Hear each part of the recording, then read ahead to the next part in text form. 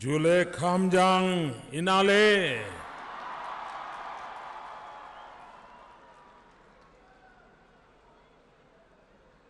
कुशोक बकुला रिम्पोंचे स्कुटिनपो जे चस्मेद Ladakh spa संगमाला Zoji La टनलबो बुम्बारिक मंच पर विराजमान जम्मू कश्मीर के माननीय गवर्नर श्रीमान एन वोहरा जी, राज्य की मुख्यमंत्री सुश्री महबूबा मुफ्ती जी, केंद्र में मंत्रिपरिषद के मेरे साथी श्रीमान नितिन गडकरी जी, डॉक्टर जितेंद्र सिंह जी, राज्य के उप मुख्यमंत्री श्रीमान कविंद्र गुप्ता जी, राज्य विधान परिषद के अध्यक्ष श्रीमान हाजी इनायत अली जी, राज्य सरकार के मंत्री श्रीमान नईम अख्तर जी, श्रीमान चेरिंग दोरजे जी, संसद में मेरे साथी श्रीमान थुप्सान छेवांग जी, यहां के विकास परिषद के अध्यक्ष सीईसी श्रीमान दोरजे मोतूब जी, प्रोफेसर गेसे कोंचोक वांगडू जी और विशाल संख्या में पधारे हुए मेरे प्यारे भाइयों और बहनों,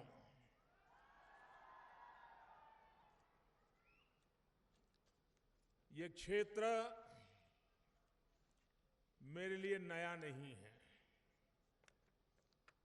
बहुत बार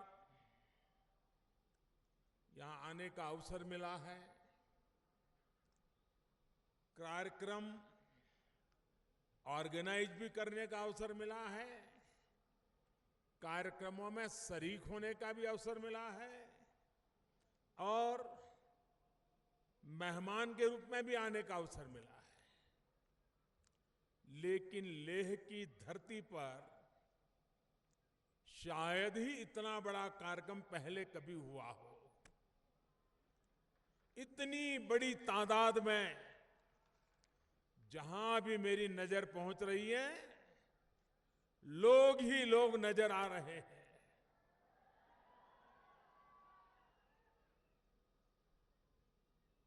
ये इस बात का सबूत है कि हमारे क्षेत्र में हमारे संत पुरुष, हमारे शिक्षा को समर्पित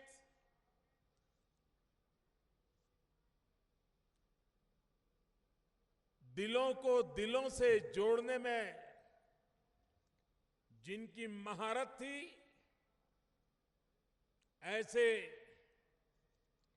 कुशोक बकुला जी का ये जन्म शताब्दी वर्ष और उनके प्रति हम सबके दिल में कितनी श्रद्धा है, इसका ये जीता जागता उदाहरण है।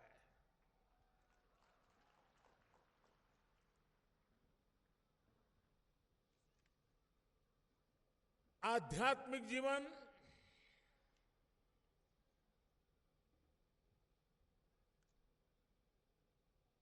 बुद्ध परंपरा को एक समर्पित जीवन, लेकिन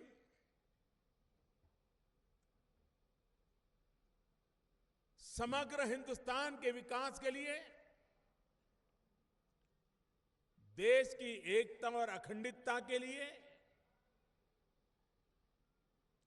हमारी सोच कैसी होनी चाहिए, हमारे कदम क्या होने चाहिए, एक दीर्घ दृष्टि के साथ मूलभूत कामों पर बल कैसे दिया जाना चाहिए, इन सारे पहलू में हम सब कह सकते हैं कुशक बकुला जी का एक दर्शन था, एक आयोजन था और जीवन भर उसको साकार करने के लिए वो जुटे रहे। मुझे मंगोलिया जाने का अवसर मिला था। मैं देश का पहला प्रधानमंत्री था जिसको मंगोलिया जाने का सौभाग्य मिला। मेरे पहले हमारे देश के किसी प्रधानमंत्री का मंगोलिया जाना नहीं हुआ था और मंगोलिया में मेरे मन को इतनी प्रसन्नता हुई कि वहां छोटा बच्चा हो, गांव का रहने वाला हो, शहर का रहने वाला हो, उसे हिंदुस्तान के विषय में ज्यादा जानकारी नहीं थी। भारत में कब कौन प्रधानमंत्री था वो भी पता नहीं था, राष्ट्रपति कौन होते हैं उसका पता नहीं था। लेकिन मंगोलिया में बालक से लेकर के बुजुर्ग तक कोई ऐसा इंसान नहीं है जिसको कुशक बकुला जी के विषय में पता न हो।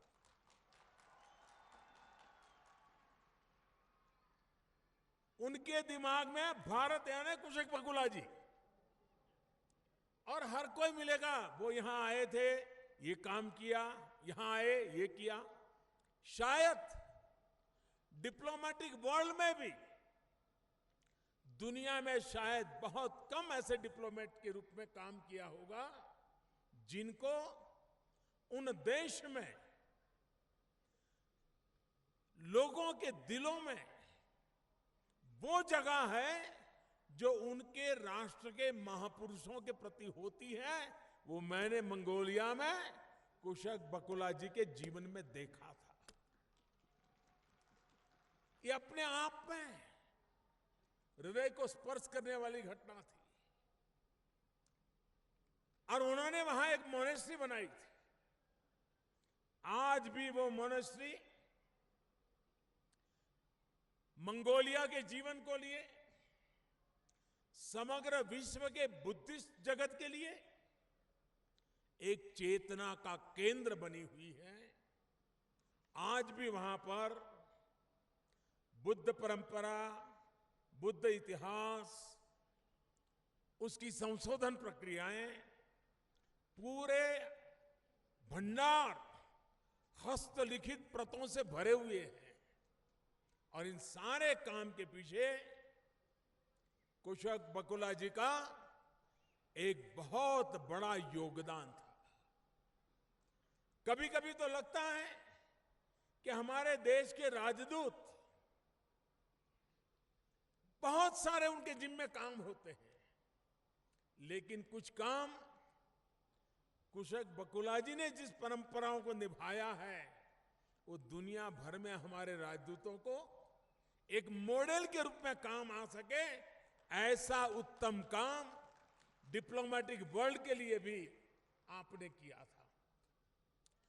अपनी पूरी जवानी कुशक बकुला जी ने इस देश के लिए खपाई। जब हमारी देश की सीमाओं पर आक्रमण हुए, एक नौजवान कुशक बकुला जी लेह लद्दाख के इलाके में नौजवानों को जगाने के लिए निकल पड़े, एक आंदोलन खड़ा कर दिया। वीरता के प्रतीक ऐसे लोगों को उन्होंने तैयार किया, सेना की मदद की और दुश्मन के दांत खट्टे करने का काम अपनी जवानी में कुशक बकुला जी ने करके दिखाया। ऐसे महापुरुष की शताब्दी का इस समापन के अवसर पर मुझे आप सबके बीच आने का अवसर मिला।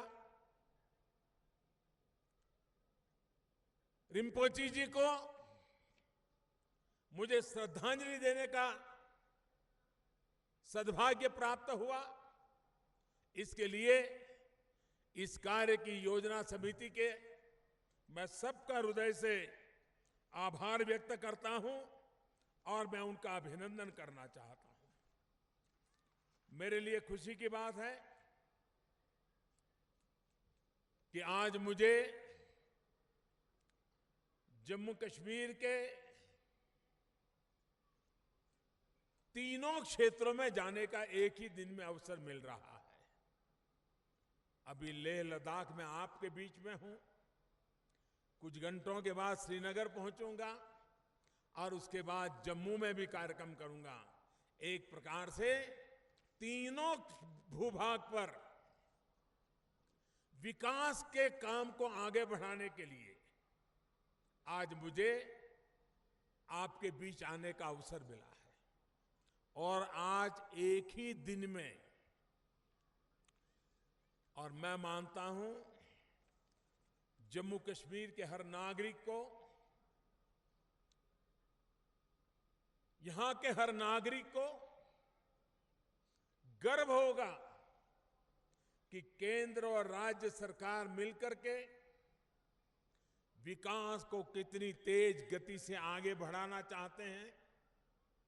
आज एक ही दिन में करीब करीब 25,000 करोड़ रुपए के प्रोजेक्ट्स, जिसका या तो शिलान्यास होगा या लोकार्पण होगा, एक दिन में जम्मू कश्मीर में, लेह लद्दाख हो, जम्मू रीजन हो या कश्मीर घाटी हो, 25,000 करोड़ रुपए के प्रोजेक्ट दिल्ली में बैठी हुई सरकार इस क्षेत्र के विकास के लिए कितनी प्रतिबद्ध है, इसका जीता जागता उदाहरण आज आप देख सकते हैं। आज यहीं पर करीब करीब 7,000 करोड़ रुपए की लागत से जोजिला टनल का काम होगा। ये टनल का काम जो होता है उसकी एक विशेषता होती है, उसका पैसे जो खर्च होते हैं उन पैसों का ज्यादा कंपोनेंट मजदूरी में जाता है, लोगों को रोजगार देने में जाता है। मटेरियल कंपोनेंट कम होता है, मेहनत का कंपोनेंट ज्यादा होता है। 7,000 करोड़ रुपए में से बहुत एक धन इसी क्षेत्र के नौजवान जो इस टनल के काम से जुड़ेंगे, उनके जेब में, उनके घर में ये पैसा जाने वाला है, जो यहां की इकोनॉमी को एक नई ताकत देने वाला है। किशनगंगा हाइड्रो पावर करीब करीब 6,000 करोड़ रुपए, पकलदुल पावर करीब करीब 8,000 करोड़ रुपए, जम्मू श्रीनगर दोनों के रिंग रोड करीब करीब 4-4,500 करोड़ रुपए,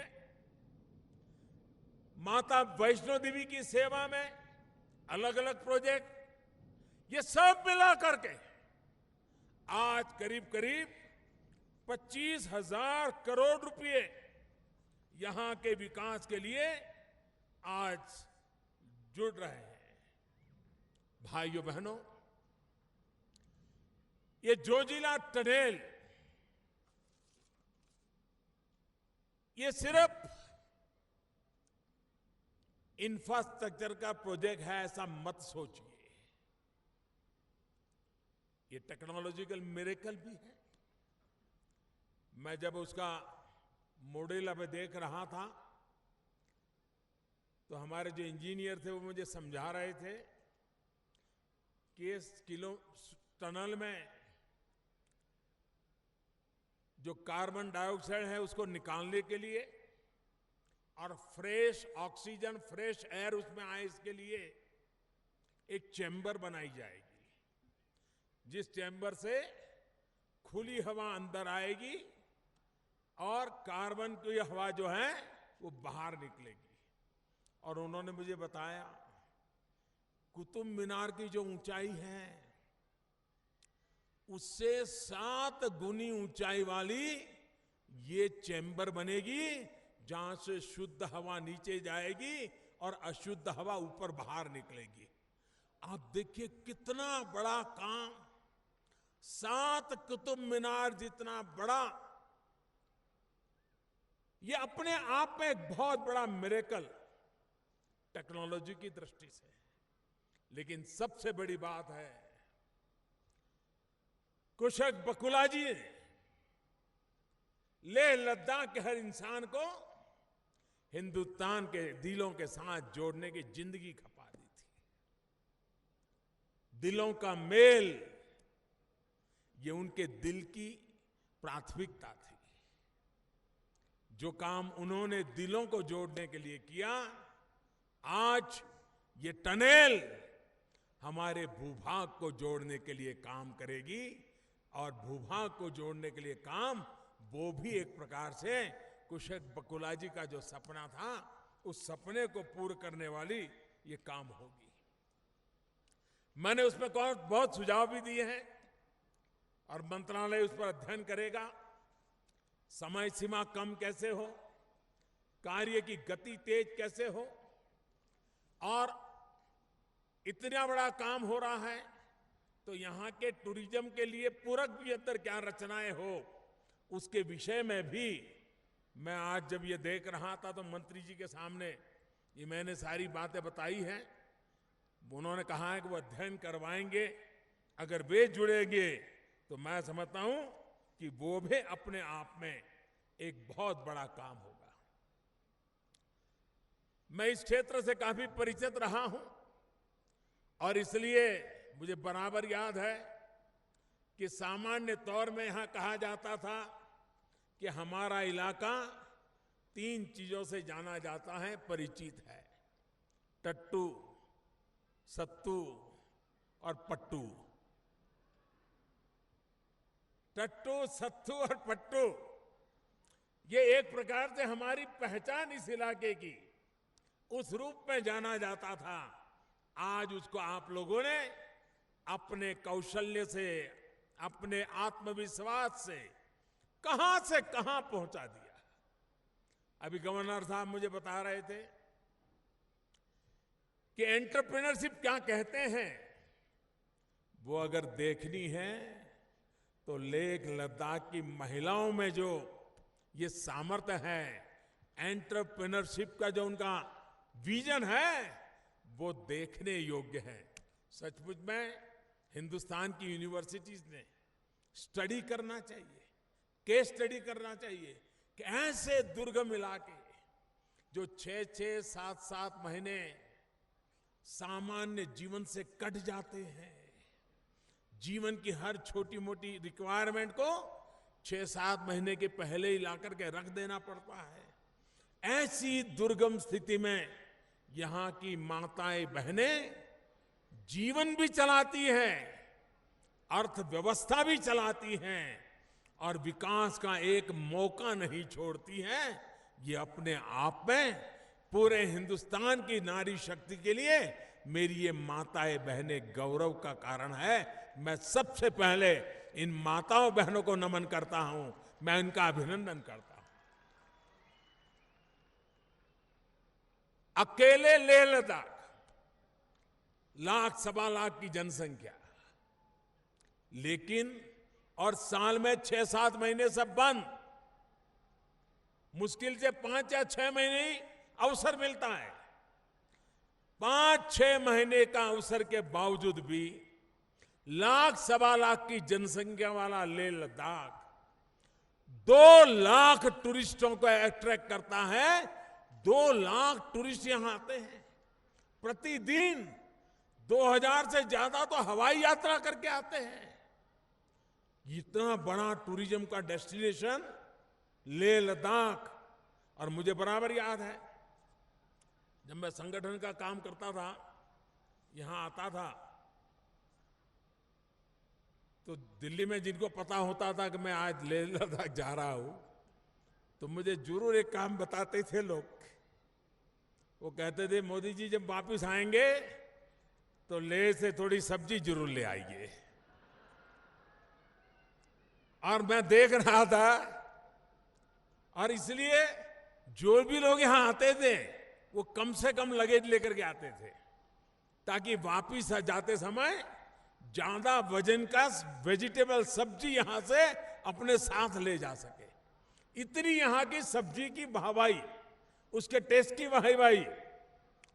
और शायद जहाज में पायलट हो, एयर होस्टेस हो, क्रू के लोग हो या पैसेंजर हो, हर एक के पास वेजिटेबल के भरसक थैले भर भर करके साथ ले जाते थे। ये यहां की ताकत। और इसलिए मुझे बराबर याद है, और मुझे खुशी है कि इंफ्रास्ट्रक्चर का इंतजार किए बिना यहां की महिलाओं ने विशेष योजना बना करके होम स्टे का अभियान चलाया। अपने ही घर में एक आध दो कमरे बना लिए, हॉस्पिटैलिटी में उत्तम व्यवस्था खड़ी की, साफ सफाई का ध्यान दिया, मेहमान नवाजी कैसे हो उसका ध्यान रखा। और आज परिणाम यह है कि होम स्टे वाले भी टूरिस्टों की संख्या आज लेह लद्दाख की आर्थिक गतिविधि का एक बहुत बड़ा पावरफुल साधन बन गया है। और इसका सीधा लाभ कारगिल को भी मिल रहा है। 1.5-2 लाख से ज्यादा टूरिस्ट यहां आते हैं, और मुझे बताया गया कि इस वर्ष शायद ये संख्या 2.5 लाख से भी बढ़ने की संभावना है। लेकिन उसमें से 40-50 हजार अब करगिल के तरफ भी जा रहे हैं। करगिल के उस दुर्गम पहाड़ियों के बीच भी वहां के लोगों को टूरिज्म के माध्यम से आर्थिक विकास का एक नया अवसर मिल रहा है। ये टनल बनने के बाद ये 5-6 महीने चलने वाला कारोबार 12 महीना चलने वाला बन जाएगा।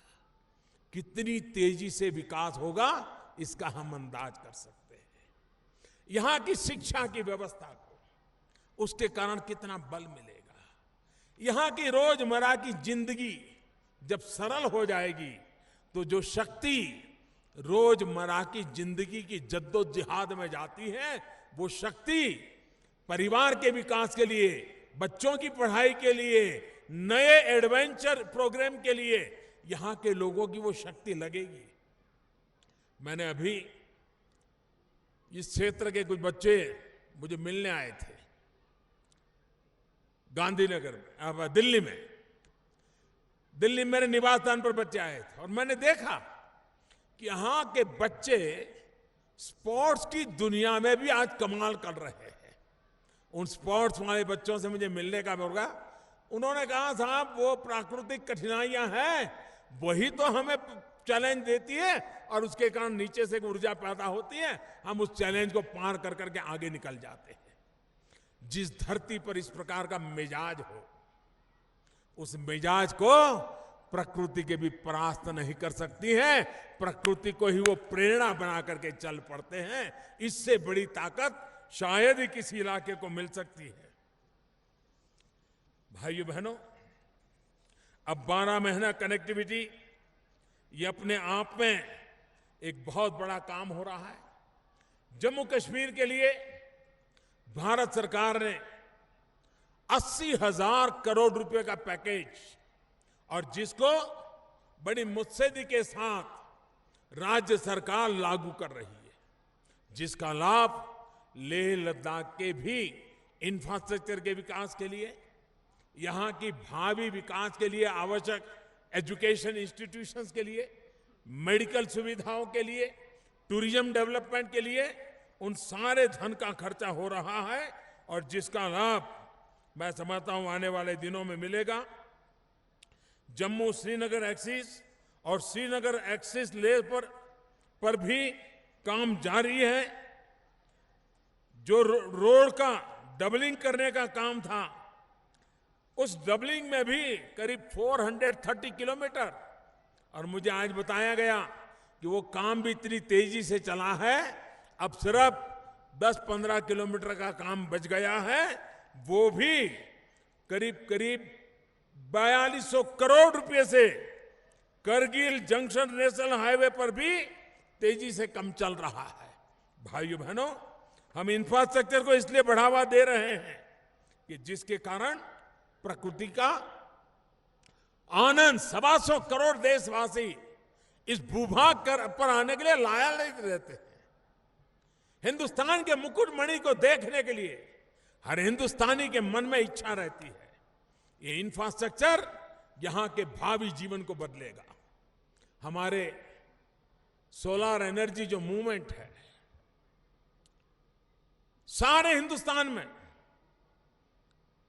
लेह से और लेह लद्दाख इलाके से बढ़कर के सोलर एनर्जी के लिए उत्तम जगह कहीं नहीं है जो यहां पर है।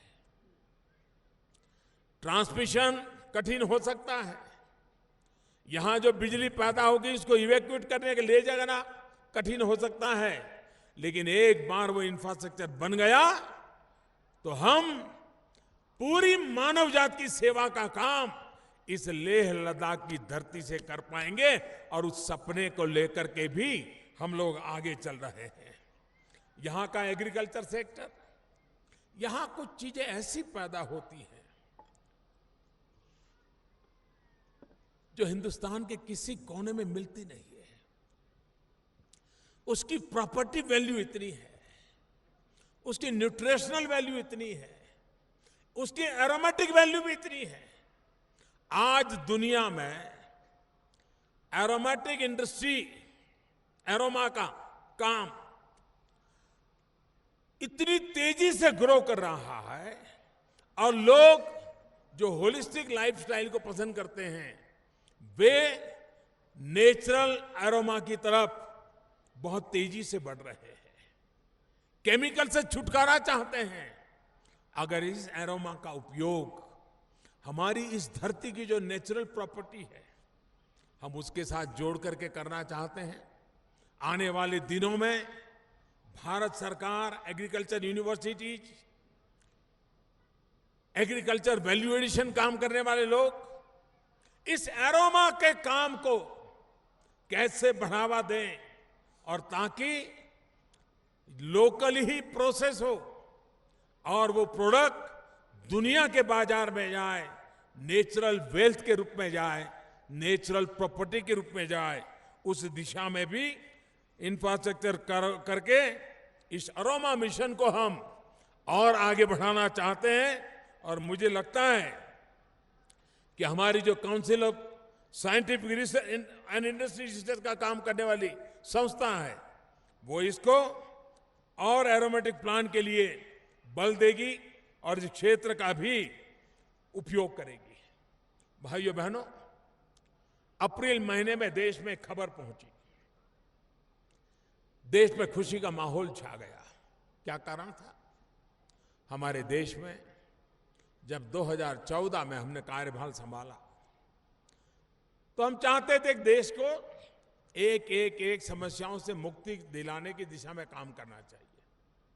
हमने तय किया गरीब से गरीब परिवार भी आर्थिक व्यवस्था की मुख्य धारा के बाहर नहीं होना चाहिए। इसके लिए प्रधानमंत्री जन धन योजना बैंक के खाते खोलो। देश में 31 करोड़ बैंक खाते खोल करके हर परिवार को बैंक अकाउंट से जोड़ा। हमने देखा कि हमारे स्कूलों में बच्चियों के लिए टॉयलेट नहीं है। हमने मिशन मोड में काम उठाया कि देश की कोई स्कूल ऐसी ना हो कि जहां बच्चियों के लिए अलग टॉयलेट ना हो। करोड़ों की तादाद में समय सीमा में टॉयलेट बनाने का काम पूरा कर दिया। बच्चियों को इज्जत से जीने का अवसर मिलना चाहिए, उस दिशा में काम किया। हमने देश भर में स्वच्छता के अभियान को चलाया। जो कवर गांव में 40% हुआ करता था आज उसको 80% पहुंचा दिया। एक समस्या को हाथ लगाना, देश को उसकी मुक्ति दिलाना और एक मिशन मोड में काम करना, उस दिशा में हम चले हैं। उसी के तहत आजादी के बाद भी देश में 18,000 गांव जो 18वीं शताब्दी में जी रहे थे। बिजली क्या होती है, बिजली का तार क्या होता है, बिजली का खंभा क्या होता है, उस गांव ने कभी देखा नहीं था।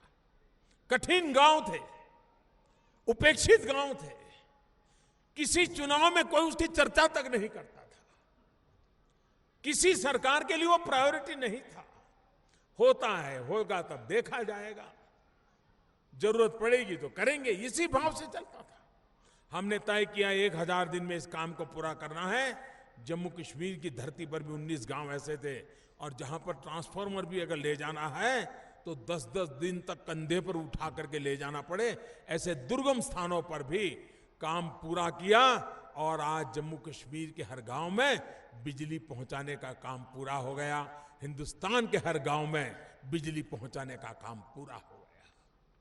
मेरे भाइयों बहनों, गांव में बिजली पहुंची, लेकिन अभी भी आजादी के इतने सालों के बाद 20 से 25% घर ऐसे हैं, करीब 4 करोड़ घर ऐसे हैं जहां पर घर में बिजली नहीं पहुंची है। और जो लोग दिन रात हमारी आलोचना करते हैं, उनकी सरकारों ने बिजली पहुंचाई थी और मोदी ने जाकर के बिजली का तार काट दिया था क्या? बिजली पहुंची ही नहीं थी। और इसकी मुझे पीड़ा है, और इसलिए हमने मिशन मोड में काम उठाया है कि जिन 4 करोड़ घरों में आजादी के 70 साल के बाद भी बिजली नहीं पहुंची है, आने वाले 1-1.5 साल के भीतर भीतर इन 4 करोड़ परिवारों को भी बिजली कनेक्शन दे करके उनके घर को भी रोशन करने का हमने बीड़ा उठाया है। भाइयों बहनों, जिन माताओं बहनों को लकड़ी के चूल्हे के धुएं से जिंदगी गुजारनी पड़ती थी, उनको गैस कनेक्शन का काम भी हमने देना शुरू कर दिया है। और इस प्रकार से मैं समझता हूं कि एक बहुत तेजी से काम सामान्य मानवीय की जिंदगी में बदलाव कैसे हो, इस पर हम कर रहे हैं। हमारा बीआरओ और पावर ग्रिड कॉरपोरेशन, मैं उन दोनों को हृदय से बधाई देता हूं कि ऐसी दुर्गम स्थिति में भी उन्होंने जिस प्रकार से काम को किया है, वो काम से बल मिलेगा। और इसलिए मैं उनको भी बधाई देता हूं। आज मैं जब आपके बीच में आया हूं, हमारे मन में बहुत सपने हैं इस क्षेत्र के विकास के लिए। बहुत सी नई नई योजनाओं को हम आगे बढ़ाना चाहते हैं। यहां पर एक कई दिनों से मांग रही है कि state of the art cultural centre बनाया जाए। मैं आज आपको विश्वास दिलाता हूं कि आपके जो सपने हैं वैसा ही कल्चरल सेंटर बनाया जाएगा।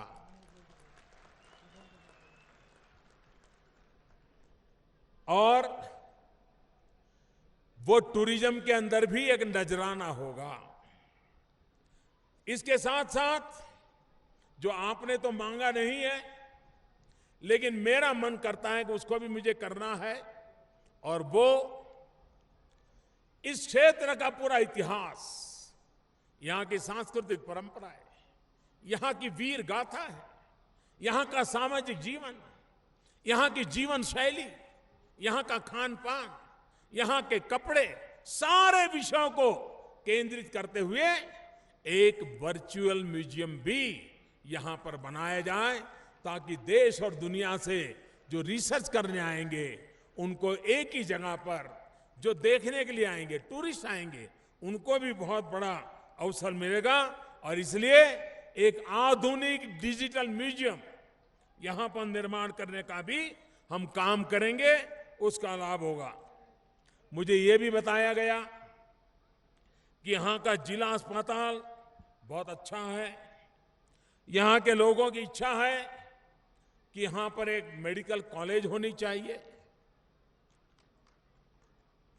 मैं जरूर आपके इस प्रस्ताव को गंभीरता से लूंगा, और मैं भारत सरकार और राज्य सरकार दोनों को कहूंगा कि इसका बारीकी से अध्ययन किया जाए, और इसमें क्या हो सकता है उसका एक विस्तृत रिपोर्ट वो भारत सरकार को दें। मेरे सामने एक विषय ये भी आया है कि 2010-2015 जो बाढ़ आई, उस बाढ़ के जो पीड़ित लोग हैं, उनको अभी भी जो मिलना चाहिए मदद पहुंची नहीं है। मैं आपको विश्वास दिलाता हूं कि मैं इसकी भी जांच करवाऊंगा और जो आपके लिए हक का था वो आपको क्यों नहीं मिला, किसके कारण नहीं मिला, उसकी पूरी जांच करवाऊंगा।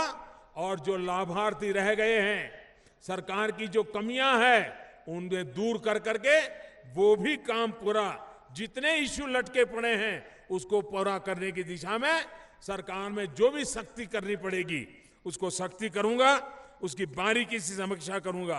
और मैं आपको विश्वास दिलाता हूं कि आने वाले दिनों में आपको भी लगता है, क्योंकि यहां टूरिज्म के लिए बहुत संभावना है, यहां पर कैपिटल इनकम तेज गति से बढ़ने वाली है, ये मैं देख रहा हूं।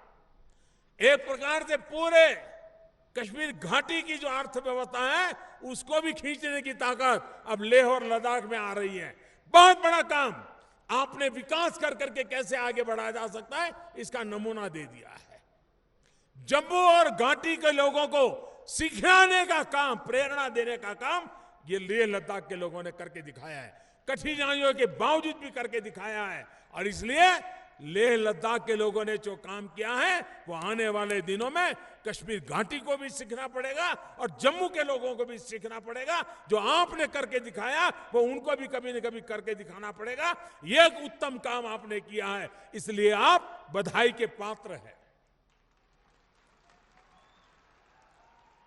भाइयों बहनों, मुझे बताया गया कुछ ही दिनों के बाद सिंधु दर्शन यात्रा का भी कार्यक्रम आ रहा है। वो भी एक टूरिज्म को बल देने वाला कार्यक्रम है। देश भर से लोग उसमें आते हैं और उसी प्रकार से यूरू कबग्यात का भी त्योहार नजदीक के दिनों में आ रहा है और आप उसकी तैयारी में लगे हैं। बहुत बड़ी मात्रा में सारे श्रद्धालु यहां पधारेंगे, वो भी टूरिज्म को बल देने वाला काम है।